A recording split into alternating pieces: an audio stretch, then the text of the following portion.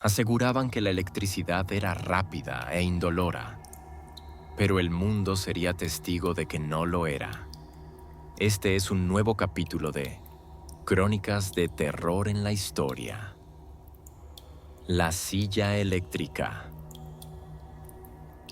El 7 de agosto de 1890, en la prisión de Auburn, Nueva York, el silencio que envolvía los pasillos era más que la calma de la mañana. Era la espera tensa de un evento sin precedentes. William Kemmler, con la espalda recta y la mirada resignada, avanzaba sin un lamento. Parecía ya consumido antes de llegar a la pequeña, mal ventilada y opresiva sala de ejecución, donde el penetrante olor a barniz fresco intentaba sin éxito disimular el hedor a metal quemado y cobre. La atmósfera no era de solemnidad, sino de una tensión palpable. Médicos, periodistas, políticos y curiosos, muchos de ellos sin haber presenciado jamás una ejecución, esperaban ansiosamente lo que se prometía como un método moderno, limpio y científico. La silla de roble, con sus gruesas correas de cuero y remaches de hierro, parecía un instrumento quirúrgico. Kemmler fue sujetado con precisión, su cuero cabelludo afeitado y un electrodo empapado en solución salina colocado directamente sobre su piel, mientras un segundo se fijaba en su pierna izquierda. Desde una sala contigua, un zumbido grave anunciaba la presencia del generador Westinghouse, una bestia de engranajes y vapor cargada con 1000 voltios de corriente alterna. La palanca fue bajada. Un chasquido sordo rasgó el aire, y el cuerpo de Kemmler se arqueó violentamente. Su cabeza se desplomó. Las venas del cuello se hincharon y sus dedos se crisparon en puños rígidos. Un sonido inarticulado escapó de su garganta y su piel comenzó a oscurecerse. Después de 17 segundos, la corriente se interrumpió. Silencio. Pero la quietud duró poco. Uno de los médicos, tras un examen, palideció. Aún respira. El horror y la confusión invadieron la sala. Los periodistas dejaron de escribir y algunos retrocedieron. Nadie sabía cómo proceder. El operador, tras un titubeo, activó la palanca de nuevo, esta vez aumentando el voltaje. La segunda descarga fue brutal. El cuerpo de Kemmler se convulsionó nuevamente. El electrodo del cráneo comenzó a chisporrotear, desprendiendo un vapor espeso y un olor nauseabundo. El rostro de Kemmler se hinchó y una leve humareda se elevó de su boca. Algunos testigos juraron haber percibido los efectos del calor extremo bajo su piel. La escena fue insoportable. Un guardia vomitó, un periodista se desmayó y otro huyó gritando. Los médicos solo observaban. Pasaron casi 2 minutos hasta que el cuerpo dejó de moverse. Lo que se había publicitado como una ejecución rápida y humana se transformó en una escena de tortura mecánica, transmitida por cables y electricidad. A las 8:10, Kemmler fue declarado muerto, pero su cuerpo continuó humeando. Sus pulmones estaban quemados, su piel separada del músculo en varias zonas, y su cráneo evidenciaba el impacto devastador del calor del electrodo. Aquella no fue una ejecución exitosa, sino un fracaso. Un hombre carbonizado en nombre del progreso. Lo paradójico es que, desde cierta perspectiva, todo había salido según lo planeado. La historia de la silla eléctrica no surgió por accidente, sino de una batalla comercial y una guerra silenciosa de voltajes. A finales del siglo XIX en Estados Unidos, Thomas Edison defendía la corriente continua, mientras que Nikola Tesla y George Westinghouse impulsaban la corriente alterna, más económica y eficiente para iluminar ciudades. Edison, temiendo perder su imperio, ideó una estrategia perversa: asociar la corriente alterna con la muerte para desacreditar a sus competidores. Con este fin, Edison financió experimentos secretos. Contrató al ingeniero Harold Brown, quien realizó demostraciones públicas, electrocutando perros callejeros, gatos, becerros y caballos, todos con corriente alterna. Estos actos fueron meticulosamente grabados y documentados, parte de una propaganda disfrazada de ciencia. Cuando años más tarde, el elefante Topsy fue ejecutado con corriente alterna, Edison también estuvo involucrado en la documentación. Pero los animales no bastaban. Se necesitaba un ser humano. La oportunidad llegó en 1889, cuando William Kemmler fue condenado por el asesinato de su pareja. Las autoridades de Nueva York, bajo la influencia de Edison y sus aliados, decidieron que Kemmler sería el primer experimento oficial de muerte eléctrica. El método se presentó como más rápido, más limpio y más científico, un paso adelante en civilización. El gobernador firmó el decreto, el equipo se instaló y la prensa lo aclamó como el inicio de una nueva era. Pero lo que ocurrió fue un tormento eléctrico ante los ojos del Estado, la ciencia y la sociedad. Aunque el método fue proclamado un éxito públicamente, los informes internos decían lo contrario.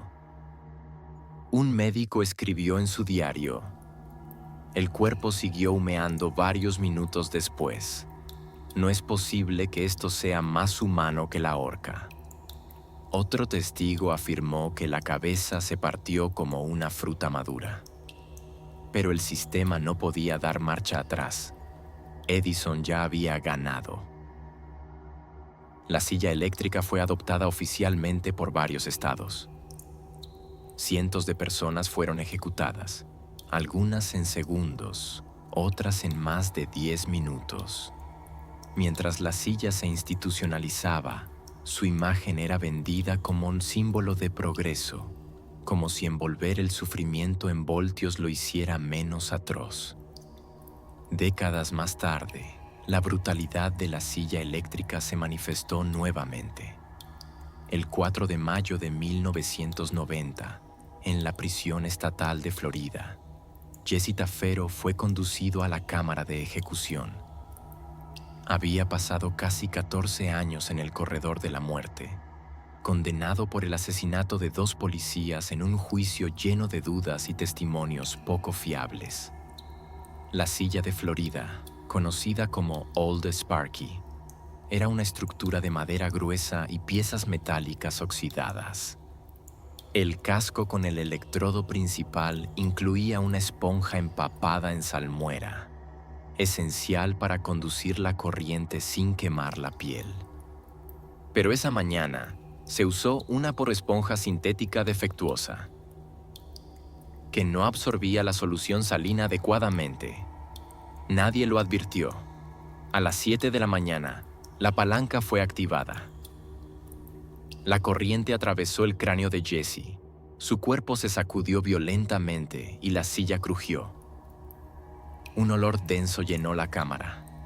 De repente, ante el asombro de los presentes, una intensa humareda, casi ígnea, comenzó a emanar del casco. Tafero forcejeaba inmovilizado, su boca abierta en un grito silencioso. La combustión visible continuó por segundos que parecieron eternos. Un guardia bajó la mirada, otro lloró abiertamente y un testigo se desmayó. Transcurrieron 3 minutos completos hasta que se confirmó la muerte. Al retirar el casco, el cráneo y el rostro mostraban marcas severas de la quemadura, una visión impactante. Las autoridades intentaron minimizar el incidente, declarando que la ejecución se había realizado conforme a los procedimientos. Pero nadie les creyó. La noticia, las fotografías de la silla ennegrecida y los rostros de los testigos recorrieron el mundo. Una comisión de derechos humanos exigió la suspensión inmediata del método. Aunque Florida no abandonó la silla eléctrica de inmediato, este caso marcó un antes y un después. 7 años después, en 1997, la historia se repitió. Pedro Medina, un ciudadano cubano acusado de asesinato, fue sentenciado a morir en la misma silla, en la misma sala, con los mismos electrodos. Su defensa había alegado problemas mentales severos y cuestionado su conexión con el crimen, señalando errores de procedimiento. Nada detuvo el proceso. El 25 de marzo fue atado a Old Sparky. A las 7:05 de la mañana se activó el interruptor. La corriente atravesó el cuerpo de Medina y, otra vez, la combustión visible brotó del casco metálico, envolviendo su rostro. El olor fue descrito como una mezcla inolvidable de pelo quemado, carne carbonizada y metal fundido. El ejecutor dudó. Testigos se cubrieron la boca, huyeron o lloraron. Un funcionario vomitó contra la pared. Más de 2 minutos pasaron antes de que Pedro Medina fuera declarado muerto. Al retirar el casco, la cara de Medina estaba irreconocible debido a la severidad de las quemaduras. La escena fue tan grotesca que las autoridades intentaron censurar los informes, pero era tarde. Las imágenes, los testimonios, el horror ya eran públicos. La silla eléctrica, que por casi un siglo había sido símbolo de progreso, comenzó a caer. Florida, bajo presión de la opinión pública, autorizó a los condenados a elegir entre la silla y la inyección letal. Su uso se volvió marginal, casi clandestino. La era de la silla eléctrica entraba en su ocaso. A finales de la década de 1990 y para inicios del siglo XXI, había sido reemplazada casi por completo por la inyección letal, quedando como una reliquia oscura en la historia de la justicia estadounidense. Pero su legado perduraba. En el fondo, la silla eléctrica no fue solo un aparato. Fue una idea, una promesa disfrazada de modernidad. Una máquina que convirtió la ejecución en un espectáculo técnico. Se creyó que envolver la muerte en cables y electricidad la haría más civilizada, pero no lo fue. El cuerpo humano no estaba diseñado para morir de esa manera. La corriente no extinguía la vida de forma instantánea. La detenía a pedazos, descomponía el sistema nervioso y sometía los órganos internos a un calor insoportable. El corazón se resistía, los músculos se retorcían y la conciencia, en muchos casos, permanecía activa por segundos que se hacían eternos. Algunos prisioneros murieron con los ojos abiertos, mirando fijamente. Otros con la boca convertida en una mueca de ceniza. Las fotografías fueron ocultadas, los informes editados, los cables reemplazados. Pero el olor, ese olor, quedó impregnado en las paredes. Ejecuciones famosas en silla eléctrica. Estados Unidos. William Kemmler, 1890, Auburn Prison, Nueva York. Primer ejecutado en la historia con silla eléctrica, condenado por asesinar a su pareja con un hacha. Ejecución fallida y brutal que duró más de 1 minuto en 2 descargas. Martha Place, 1899. Sing Sing, Nueva York. Primera mujer ejecutada en la silla eléctrica. Condenada por asesinar a su hijastra. Leon Czolgosz, 1901.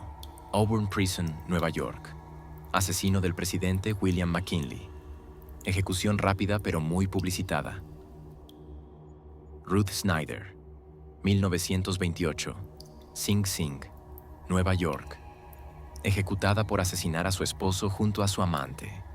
Su ejecución fue fotografiada clandestinamente por un reportero y la imagen se volvió histórica. Bruno Hauptmann, 1936. Trenton, Nueva Jersey. Condenado por el secuestro y asesinato del hijo del aviador Charles Lindbergh. Caso ampliamente cubierto por la prensa. Julius y Ethel Rosenberg, 1953. Sing Sing, Nueva York. Matrimonio ejecutado por espionaje nuclear a favor de la Unión Soviética durante la Guerra Fría. Ted Bundy, 1989. Florida State Prison. Asesino en serie de al menos 30 mujeres. Ejecución mediática con multitudes celebrando fuera de la prisión. Jesse Taffero, 1990. Florida State Prison. Ejecución fallida. El uso de una esponja sintética provocó llamas visibles en su cabeza. Pedro Medina, 1997. Florida State Prison.